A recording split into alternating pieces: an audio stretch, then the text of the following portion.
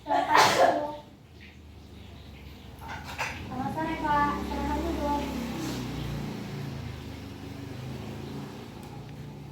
Ais, nama-nama Ais.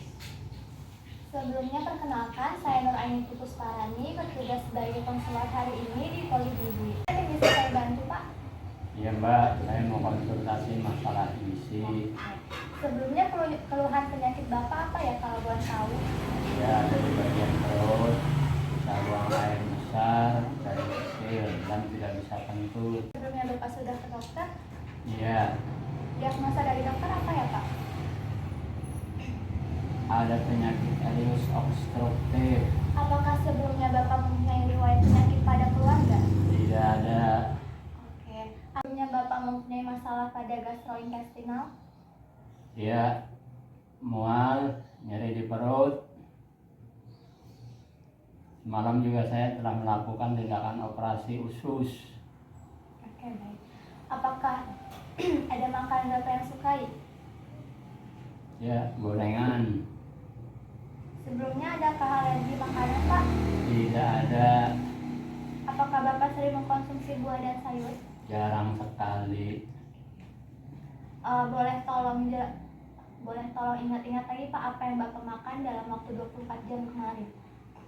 Pagi nasi putih, Nasi putihnya itu kira-kira berapa banyak ya Pak? 1 centong. Lalu apa lagi Pak? Semur ikan tongkol, Itu berapa banyak Pak? 1 potong. Lalu Tempe goreng, berapa potong Pak? 2 potong. Oke. Untuk siangnya Siang nasi putih, berapa banyak Pak? 1 centong. Oke. Lalu Tempe goreng, 2 potong. lalu Pak? Sayur asem, Sayur asemnya kalau boleh tahu ada apa aja ya Pak? jagung 1 biji, Jagung 1 biji. labu siam 2 potong. Lalu Pak, Kacang panjang 1 sendok makan. kalau untuk sorenya makan apa Pak? Nasi putih Berapa banyak Pak? 1 centong. Lalu Tahu goreng berapa banyak? 1,5 potong. Lalu Pak, Ikan asin 2 sendok makan. selain makanan sore itu adakah snack atau selingan yang Bapak makan? Ada ubi goreng 2 potong.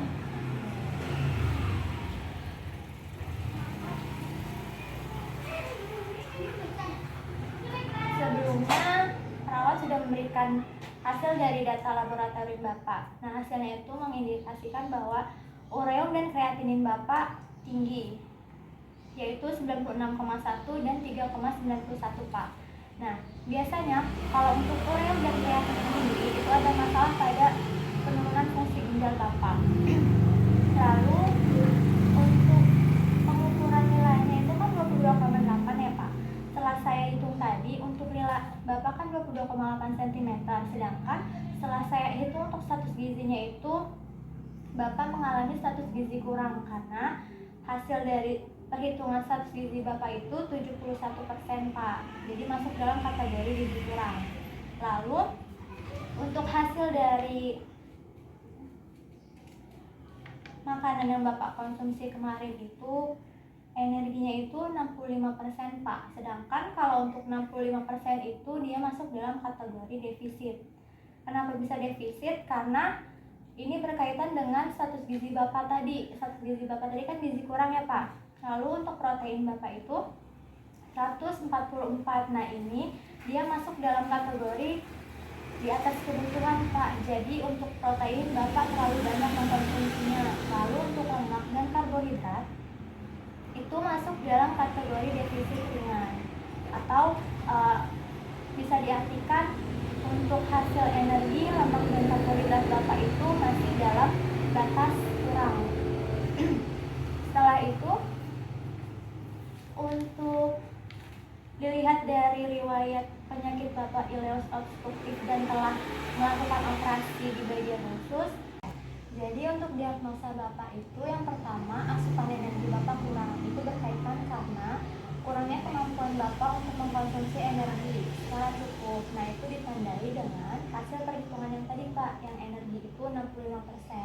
Lalu yang kedua itu ada perubahan nilai laboratorium untuk kadar ureum dan kreatinin. Nah, ini kadar ureum dan kreatinin ini berkaitan dengan adanya penurunan fungsi pada ginjal Bapak. Nah, itu ditandai dari hasil laboratorium tadi Bapak yang ini, ureum Bapak 96,1 dan kreatininnya itu 3,91. Untuk diagnosa yang ketiga Pak, pemilihan makanan Bapak salah berkaitan dengan kurangnya pengetahuan tentang pangan dan gizi. Nah, ini ditandai dengan kebiasaan makan Bapak yang sering mengkonsumsi gorengan dan jarang mengkonsumsi buah. Lalu untuk dari masalah terkait penyakit Bapak itu, intervensinya itu Bapak menggunakan jenis diet rendah protein 40 gram. Kenapa?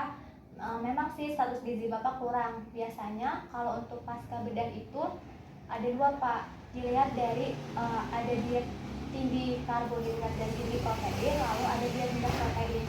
Jika pasien itu ureum dan kreatininnya tidak tinggi, maka menggunakan diet THTP.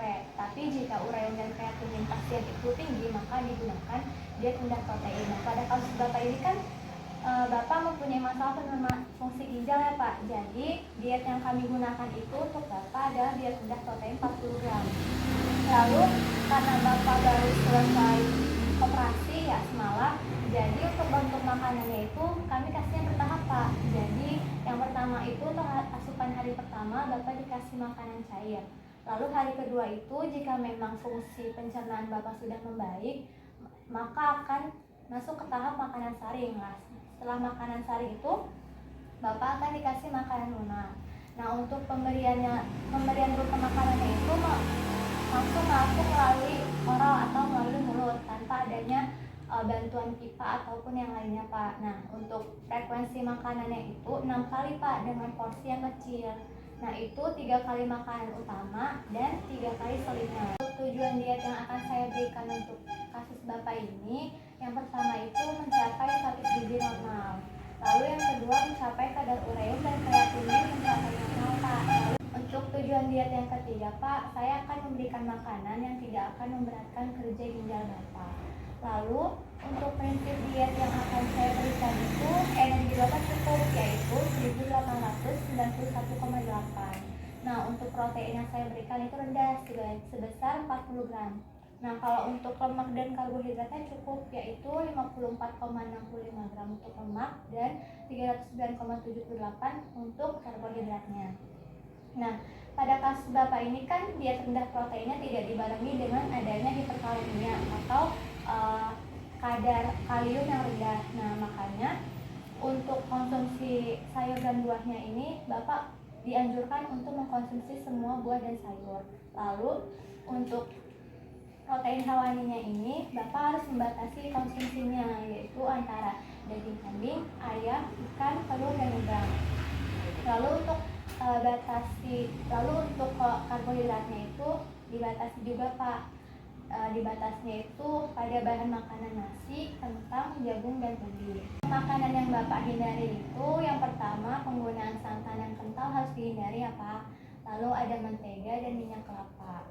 Nah, karena Bapak juga masih dalam kondisi yang masih belum fit, untuk monitoring dan evaluasinya ini saya akan memberikan yang pertama itu meningkatnya asupan makan energi, protein, lemak, dan karbohidrat minimal 80% dari total kebutuhan.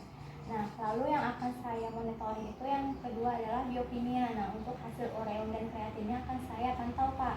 Nah, yang ketiga itu ada bagian fisik dan klinis. Nah, untuk fisik ini kan Bapak tadi ada nyeri di perut ya Pak, di perut, bisa buang air besar dan kecil dan tidak bisa kencur. Nah, itu juga akan saya pantau. Nah, yang terakhir itu ada antropometri. Kan sebelumnya status gizi Bapak tadi gizi kurang ya Pak. Nah, dalam 3 hari ke depan saya akan memantau berat badan Bapak apakah ada peningkatan atau tetap seperti itu. Kesimpulan dari hasil konsultasi gizi hari ini Pak, yang pertama itu batasi konsumsi karbohidrat.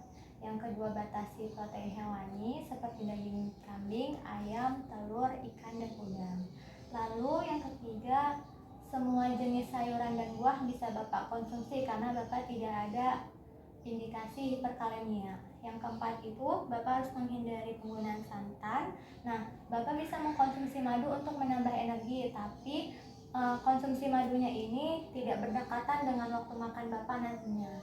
Untuk saat ini apakah masih ada yang ditanyakan, Pak? Tidak ada. Baik, konsultasi gizi yang sekarang sudah saya cukupkan karena Bapak tidak ada yang ingin ditanyakan lagi, dan saya kira Bapak sudah paham atas yang saya jelaskan tadi. Nah, ini ada contoh menu makanan yang bisa Bapak konsumsi untuk 3 hari ke depan. Untuk selanjutnya akan saya jadwalkan terkait konsultasi gizi Bapak yang kedua.